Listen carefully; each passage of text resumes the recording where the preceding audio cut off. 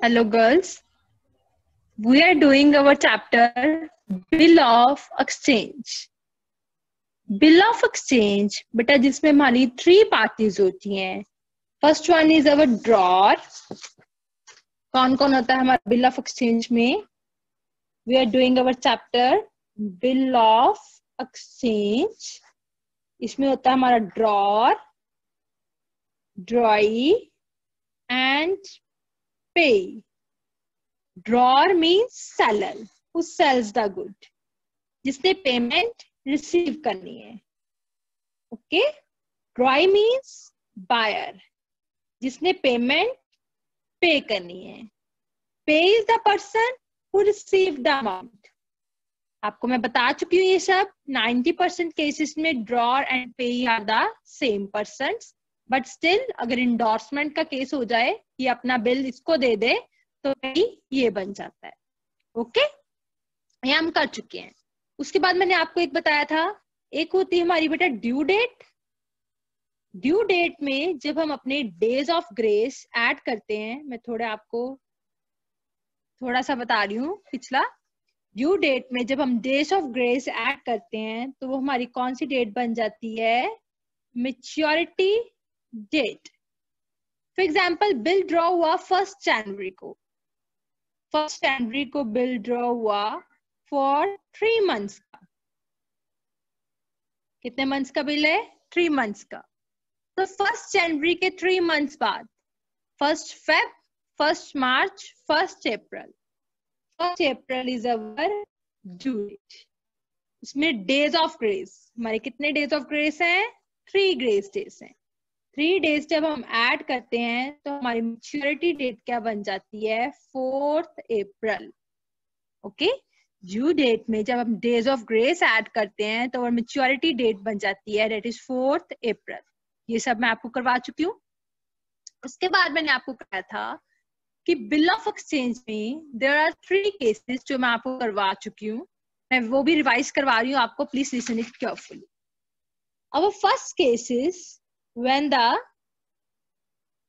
bill is met on maturity. Maturity date पे payment हो गई. मैंने आपको एक एग्जांपल कराई थी. A sold goods to B. एक रूल होता है बिल ऑफ एक्सचेंज का कि हमने सारा सम इकट्ठा नहीं पढ़ना, हमने लाइन बाय लाइन करके पढ़ना है. आपको बताया था ना. देखो, and bill is paid on maturity. A sold goods to B on 1st January rupees 10,000.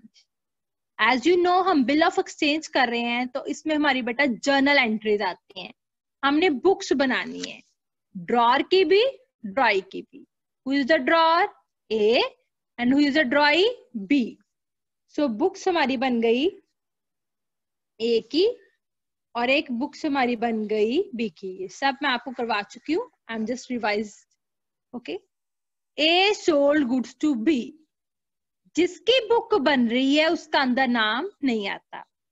A ने गुड्स किसको बेची? B को. सो A की बुक में क्या आ गया? B's account debit to sales account. क्या आ गया? B's account debit to sales account. और B की बुक में क्या आ गया? B ने खरीदी, purchases account debit to A's account. क्या आ गया? purchases account debit to A's account. ये आपको लर्न होगी एंट्री. आफ्टर दैट हमारी बिल की एंट्री होती है जो हमेशा वही होती है. ये हर केस में आनी है, मैंने आपको हमेशा बताया. ए ने बिल रिसीव किया. Bill receivable account debit. किससे रिसीव किया? बी से. To B's account. क्या एंट्री आई? Bill receivable account debit to B's account. Okay. और बी ने बिल क्या किया? पे किया. किसको पे किया? ए को. तो इसकी बुक में क्या आ गई? A's account debit to bill payable account. क्या एंट्री आ गई? Is account debit to bill payable account. ये एंट्री बेटा हर केस में आनी ही आनी है। आई होप ये आपका रिवाइज हो गया हो। उसके बाद लास्ट है the bill is paid on maturity. पहले देखो मैच्योरिटी डेट क्या बनेगी, 1 जनवरी के 3 months बाद, मीन्स 1 अप्रैल प्लस 3 ग्रेस डेज मीन्स 4 अप्रैल। इसने पेमेंट ली, इसने पेमेंट दी, इसके पास पैसे आए तो इसकी बुक में हो गई bank account debit to bill receivable account. बेटा जर्नल एंट्रीज तो आपको लर्न करनी पड़ेंगी, ठीक है। और इसकी बुक में इसने पे किया, bill payable account debit to bank account, that is 4 April 10,000। I think आपको ये केस क्लियर हो गया हो और आपको रिवाइज भी हो गया हो कि क्या था हमारा पिछला। आज मैं आपको नया केस कराती हूँ, that is bill is retiring under rebate. क्या है, bill is retiring under rebate. अब ये क्या होता है केस, मैं आपको क्लियर करती हूँ। हमने एक केस किया था बेटा, ये bill is discounted with bank, second case किया था ना हमने। It is related with this. अब इसमें क्या है, दोनों में फर्क क्या है देखो। इसमें भी एक सेलर है ए और एक बायर है बी। इसमें भी एक सेलर है ए और बायर है बी, दोनों सेम है, ठीक है। 10,000 की गुड सेल की, इसमें भी सेल की। बी ने पेमेंट करनी है 4 अप्रैल को, इसमें भी बी ने पेमेंट करनी है 4 अप्रैल को, ओके। अपनी मैच्योरिटी डेट पे बी ने ए को पेमेंट करनी। अब हुआ क्या, ए को टाइम से पहले पैसे की जरूरत पड़ गई, 4 अप्रैल से पहले ए को पैसे की जरूरत पड़ गई। इस केस में क्या होता है, ए पहले जाता है बी के पास कि मुझे पैसे दे दे यार, मैंने टाइम तो पहले पैसे की जरूरत है। बी कहता है नहीं यार मेरे पास तो नहीं है, मैंने तेरे को 4 अप्रैल को बोला था, मैं तो 4 अप्रैल को ही दूंगा, उससे पहले नहीं मैं दे सकता। अब ए के पास कोई ऑप्शन नहीं है, उसको फोर्स नहीं कर सकता क्योंकि डेट 4 अप्रैल ही है। सो फिर ए किसके पास जाता है, बैंक के पास, और बैंक उसे पैसे दे देता है और अपना बिल ए किसको दे आता है, बैंक को। ऐसे होता है ना, बट बैंक कुछ ना कुछ अमाउंट कट करके ए को पेमेंट कर देता है। बाद में बी किसको पेमेंट करता है, बैंक को। यही केस था हमारा। अब इस केस में क्या है, अब इस केस में भी बिल्कुल सेम वैसे ही है।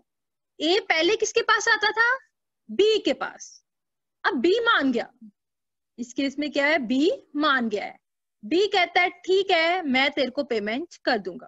क्या कहता है बी, ठीक है मैं आपको पेमेंट कर दूंगा टाइम से पहले, बट मैं भी डिस्काउंट काटूंगा। अगर आप बैंक के पास जाते तो बैंक ने भी डिस्काउंट काटना था ना, बट बैंक के पास जाओगे तो कितनी फॉर्मेलिटीज हैं, आप मेरे से ही ले लो बट मैं भी कुछ डिस्काउंट काटूंगा, ताकि अगर मैं भी टाइम से पहले पेमेंट कर रहा हूं तो मुझे भी प्रॉफिट हो। ए कहता है ठीक है मैं बैंक के पास जाऊंगा तो भी डिस्काउंट कटेगा, अगर बी से लूंगा तो भी डिस्काउंट कटेगा, तो मुझे कोई फर्क नहीं पड़ता, तो मैं कटवा लेता हूँ। तो उसको हम बोलते हैं bill is retiring under rebate. अगर बी डिस्काउंट देता है तो उसको वर्ड यूज करते हैं हम रिबेट, बैंक देता है तो उसके लिए हम वर्ड यूज करते हैं डिस्काउंट, ओके। अब देखो हम एक सम करते हैं, ध्यान से करना ये सम। A sold goods to B ₹10,000 on 1 April for 4 months. So as you know, हमने एक एक लाइन करके पढ़ना है। एक बनाते हैं बुक्स A की, एक बनाते हैं बुक्स B की, ठीक है। Date, particulars, ledger folio, debit amount. आप जगह ज्यादा छोड़ना, मैंने कम छोड़ लिया, आप नेक्स्ट पेज पे बनाना, ठीक है। Credit amount, date, particulars, ledger folio, debit amount, credit amount.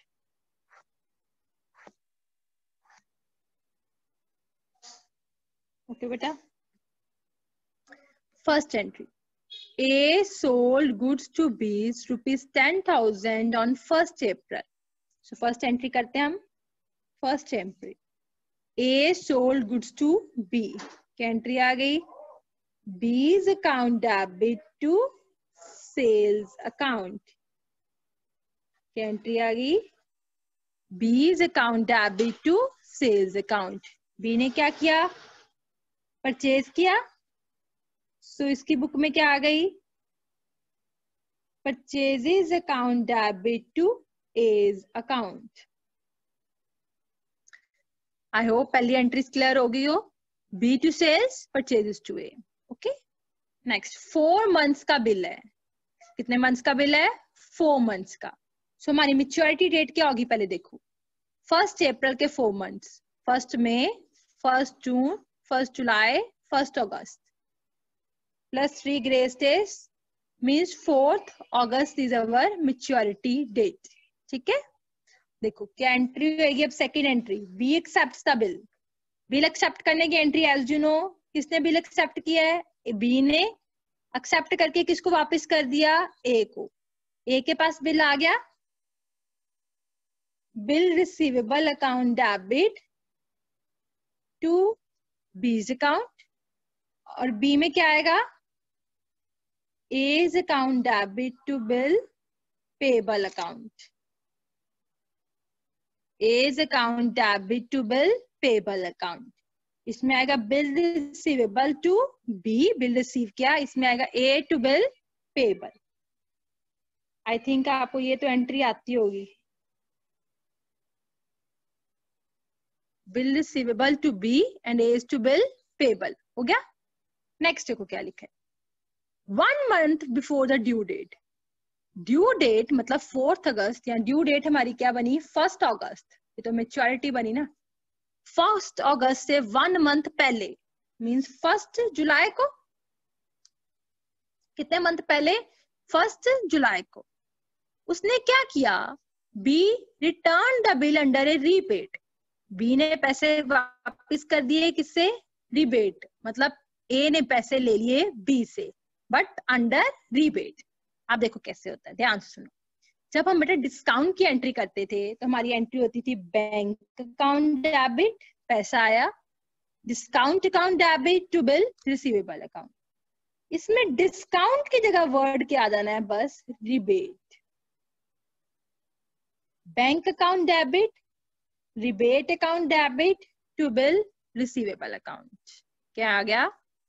Bank account, rebate account to bill receivable account. Bill कितने का आ गया? 10,000 का.